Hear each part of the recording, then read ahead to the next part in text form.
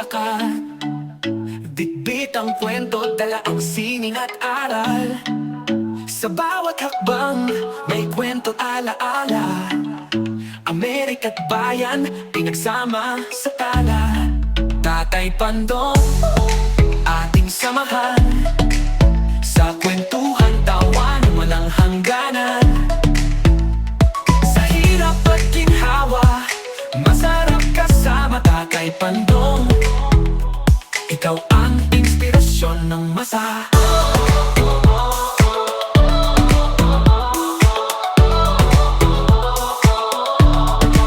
Ang lamig ng hangin, kalma sa kanyang ngiti. Tibay ng loob, di kayang mabasag kahit sandali. Ang mga yapak niya sa lupa'y nagmarka. Okay mga kapatid, andito pa rin tayo sa ating butik kitchen kasi nahilingan tayo ni nanay na magluto naman daw tayo ng pansit. Kasi po pwede nating convert sa pansit yung ating niluto na yon. Okay mga kapatid, at ito ang ni-request ni nanay. Kasi meron dito nga natira pang sotanghon at saka wala naman akong pansit kanto, kaya ito ang ang isasama natin. Yung mga pansit kanto na Lucky Me. At siyempre yung gulay, ayun. Kaya samahan niyo ako mga kapatid at magluluto tayo ng pansit na request ni nanay. At siyempre, bago tayo mag-umpisa magluto uli, magpapasalamat muna tayo sa Panginoon sa wala niya sawang paggabay at pagbigay ng biyaya. At salamat na rin sa mga solid nating nanonood dyan. Okay mga kapatid, let's go! Ayan mga kapatid, at i-set up na natin yung ating camera. At ito yung ating sabaw na natira. Papakuluan na natin yan. Yun!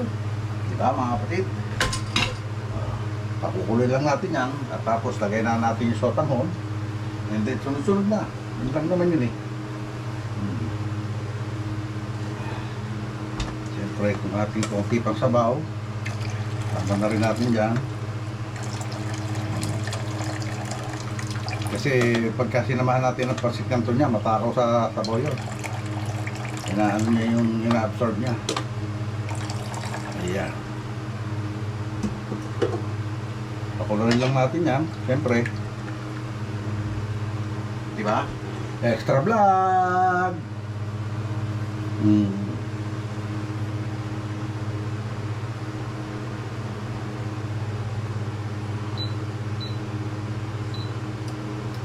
Yun, pakukuloyin lang natin.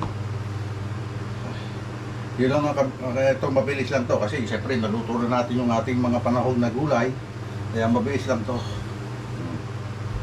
Mabilis lang tayo makapagluto ng pansit.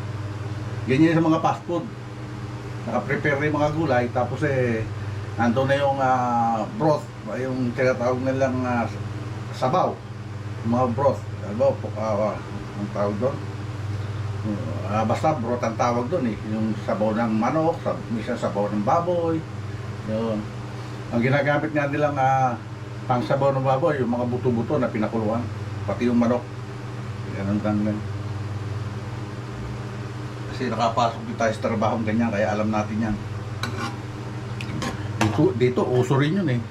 Kasi ito sa una kong pinasukang Filipino restaurant, nagdi-debone ako ng manok. Yung pang teriyaki, nilidibon ko yun, yung natitira mga buto-buto, yun ang nilalaga, mga pasabaw sa gulay. Hindi na nilalagyan ng mga chicken broth na binibili, yun na lang. Tapos yun doon naman sa yung ginagawa namin, hinihiwa namin pang barbecue, yung buto nun, buto ng baboy, nilalaga rin yun para naman sa mga ibang panahon sa lulutuin. Yun, mga style. Kaya siyempre, nakakuha rin tayo ng idea. Pero sa Pilipinas, hindi ko ginagawa yon. Kasi ang ginagawa ko sa Pilipinas, nang nagluluto ko ng pansit, yung ultimo yung karne ng baboy, nilalaga ko yun katulad ng ginawa ko kanina. Nilalaga ko yun, pagka yung baboy isasahog ko. Pagka yung namang manok ay isasahog ko, nilalaga ko rin yung manok para mas madali sa lumambot.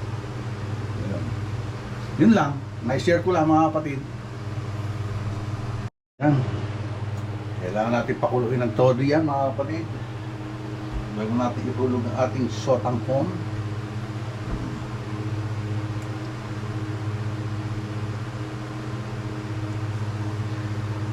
Ang hirap nitong ganitong pagbablog, mga kapatid. Hindi nyo nakikita ang mukha ko. Kung ano na lang nakikita nyo ginagawa ko, yun na lang ang mapapanood nyo. Hindi ka tulad na pagka lumalabas tayo, siyempre, sa pag namimili, yan, nakikita nyo rin yung mukha ko na nagsasalita. Eh dito, puro ko salita, pero ang nakikita nyo, yung kung ano yung ginagawa ko, yung niluluto ko. Diba mga kapatid? Okay ba sa inyo yun? Comment lang kayo kung okay sa inyo yun. Siyempre, kung gusto nyo mapanood lagi yung aking mga ina-upload, pwede nyo i-hit yung bell button. Bell button para ma-notify kayo lagi sa mga ina-upload ko. Sa kung pare, i-share nyo na rin sa mga kaibigan nyo para malumaki-laki yung channel ko, mga kapatid. Kasi malapit na rin ako mag-retiro. At siguro pag nag-retiro ako, makakapag full-time vlogger tayo. Kung kaya pa ng katawan, siyempre matanda na. Eh, kung ano lang siguro yung kaya na ma-vlog, katulad na pagpagluluto, siguro kahit na matanda na tayo, makakapagluto pa rin tayo kahit nasa Pilipinas tayo. Bala ko kasi magbukas uli ng maliit na karinderya roon sa Pilipinas pagdating ko. Kung mag-i-stay na ako roon. Kaya siguro yun ang mga ibablog lang natin, pagluluto. Kaya mga kapatid, binawasan ko ng sabaw kasi sabi ni nanay, bukod daw yung pansit kanton niya. Pansit sotanghon, sa kanya yung pansit sotanghon. Ako naman kasi mahilig ako sa kanton. Yan. Marami naman siguro may hilig nito eh, mga kanton. Di ba mga kapatid? Lalo sa gabi, masarap to kung kanton. Okay, yan, nakulo na mga kapatid. I-hold na natin yung sotanghon para baka matuyo yung sabaw.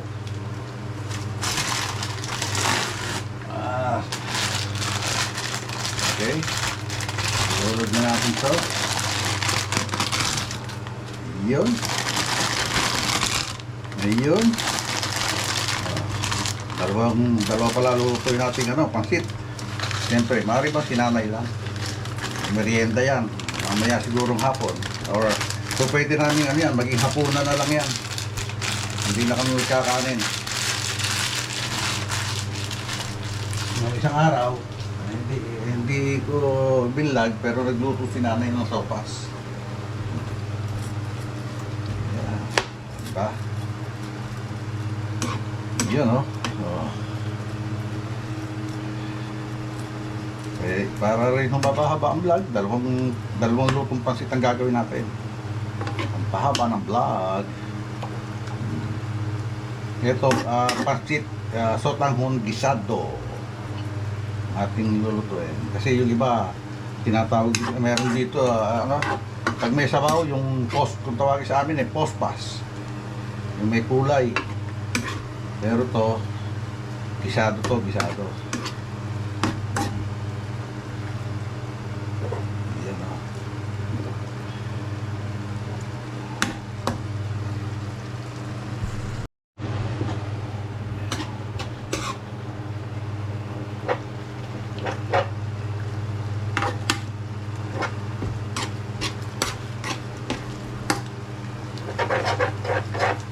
Yun. Mas madali lutuin yung pansit canton kaysa rito sa sotanghon. Kasi itong sotanghon matigas ang pati bihon, matagal lutuin. Kailangan mapalambot yung noodles niya. Tawag dito ang tawag sa mga crystal noodles. Ayan. Yung pansit sotanghon. Crystal noodles. Yan. Diba? Ganyan yan. Matagal lutuin. Kasi matigas ang noodles niya.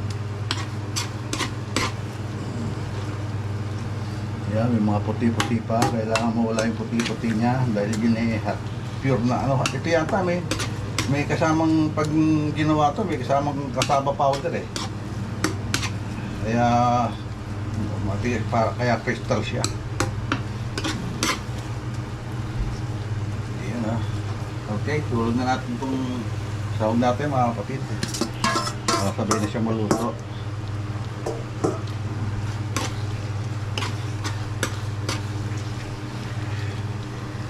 Ayan, dagdagan pa natin ng gulay.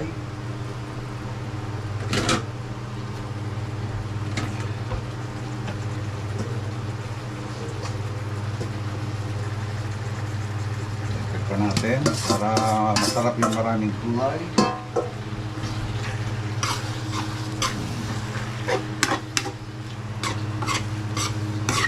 Kasi convertible na pagluluto, diba?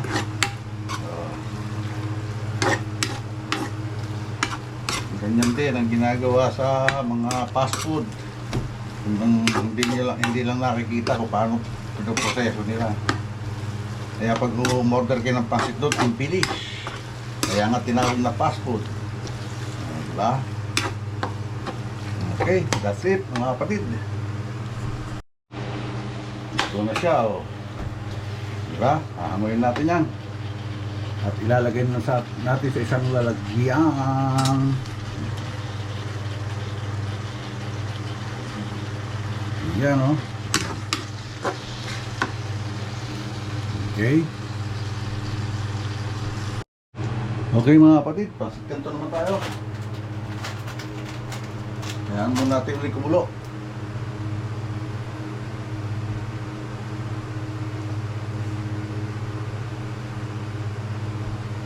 Ito, hindi natin ihahalo ng gulay. Ito na lang muna lulutuin natin yung pasit kanton. Bago lalagay na lang natin toppings yung gulay mamaya.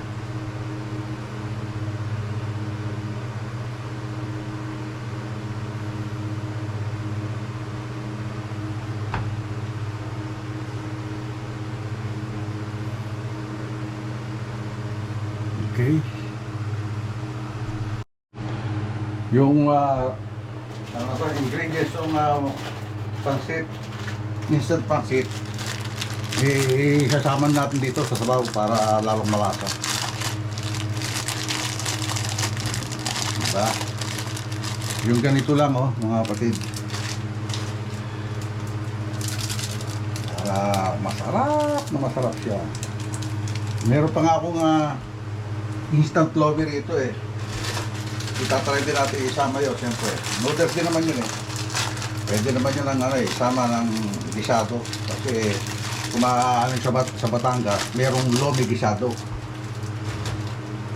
Ito yung gagawin natin.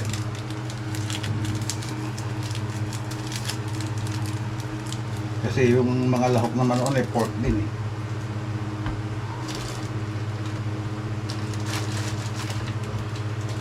Sama natin siya para mas malasa. Yun, oh. Para pagkulo, diretso. Yan.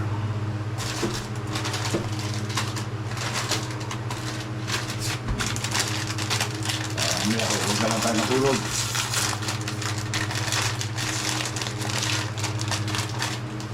Ito dalawa.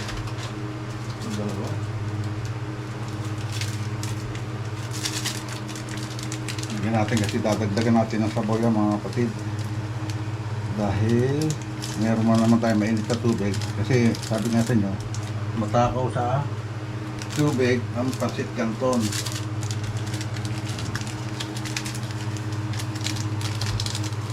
Sama na natin yung mga ingredients na.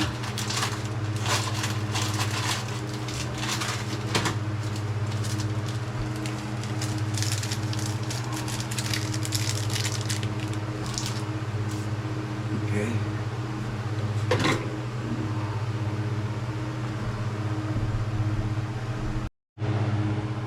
Okay, dagdagan natin ng itong pinakulong tubig. Yan. Yan, masarap. Diba, mga kapatid?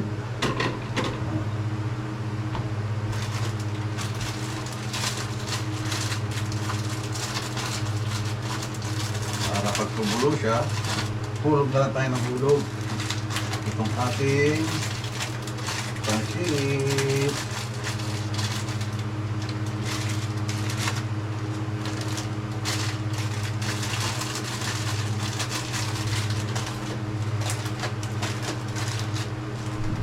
Diba? Diskarte lang yan, mga kapatid. Kung wala kang stock na pansit kanto sa bahay, gusto mong magparami, pwede yung instant. O, diba?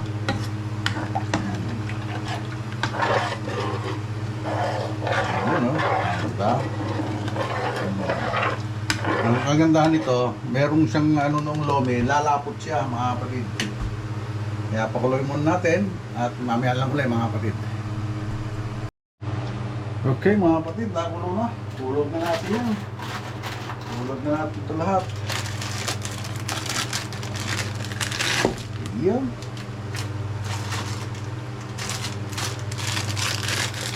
Pansit canton. Malalaki yung noodles ng ano, ng lome. Pero parehas naman noodles yan eh. Diba? Pwede natin pagsamahin na, mga kapatid.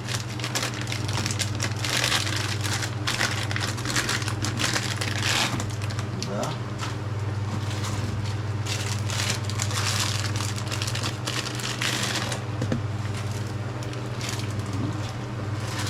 Tapos natin ng chili masi. Siyempre.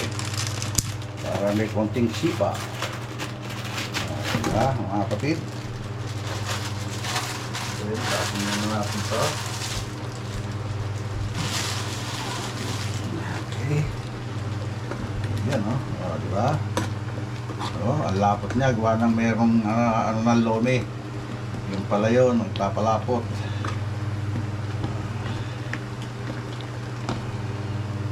Pakuloyin pa natin.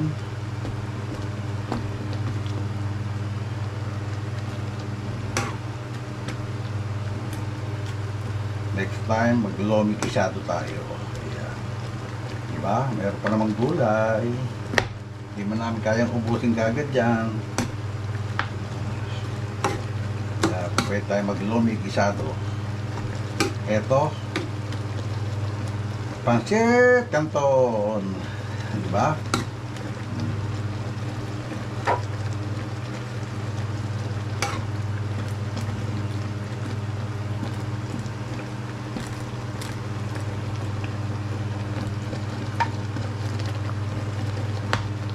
Yan, no? Diba, mga kapatid?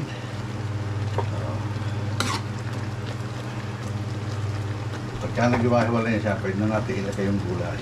Hindi. Hindi pala, hangoy muna natin yan.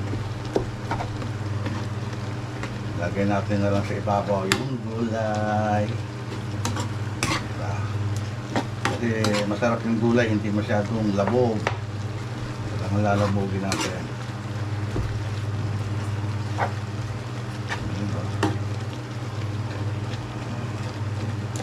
Diba, mga kapatid? Ariyan! Diba? Sabi nga na merong isang kasama ko dati sa Meralco na mahilig din magluto. Hindi naman ikatatanggihan kung ano man ang ilagay mo dyan. O, kasi pag nagkukwentuhan tungkol sa pagluluto at medyo nagkakapayabangan, siya raw pampaasim may ubas. Diba? Pampaasim sa sinigang na sinigang na lechon.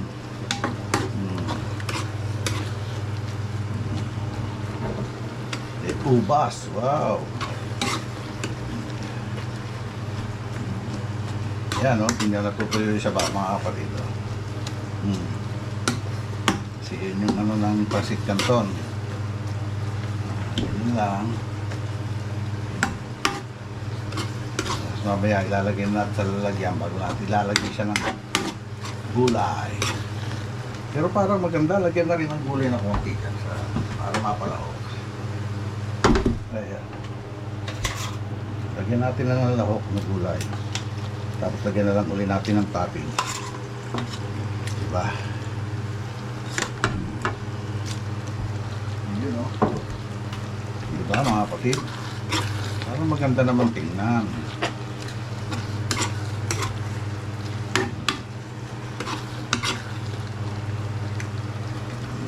Para nadagdagan pa rin na siya ng coating sa bao. Ah.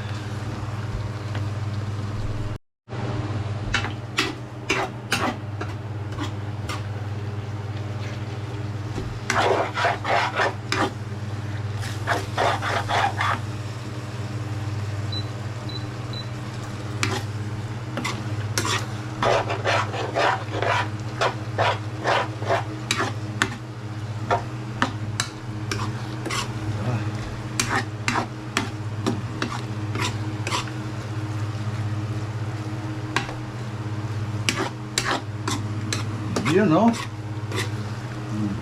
Sarap na. Try natin.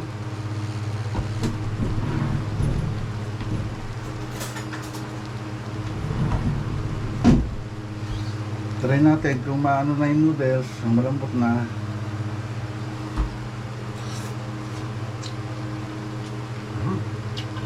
May konting tigas pa.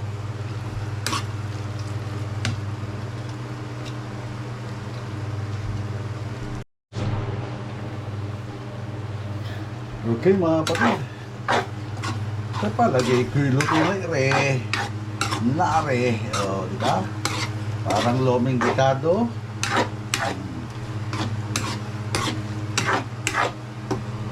Na may pasik ng taon. Sarap pala yun. Magkano luto tayo ng loming gisado. Yan. Sarap pala yun. Yan. Pasik mga kapatid. Okay? Yan, oh.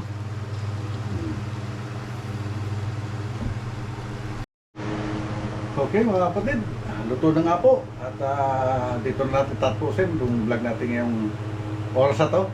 At maraming salamat at nakakarating kayo hanggang dulo ng ating vlog na to. Maraming salamat lalo na sa Panginoon. So wala niyo sawang pagbibigay biyaya at pag-abay sa atin. At maraming salamat din siyempre sa mga suporta nyo mga kapatid. At sa mga hindi nag-i-skip ng ads, maraming salamat. Sa mga nagko-comment, maraming salamat. At siyempre, maraming salamat sa Sword Community. Hanggang dito na lang po. God bless all and be safe always. We love you all mga kapatid. Siyempre, kay Idol Japper Sniper at kay Miss Japper Sniper. Lahat ng nasa Sword Community, maraming salamat po. Okay, bye-bye!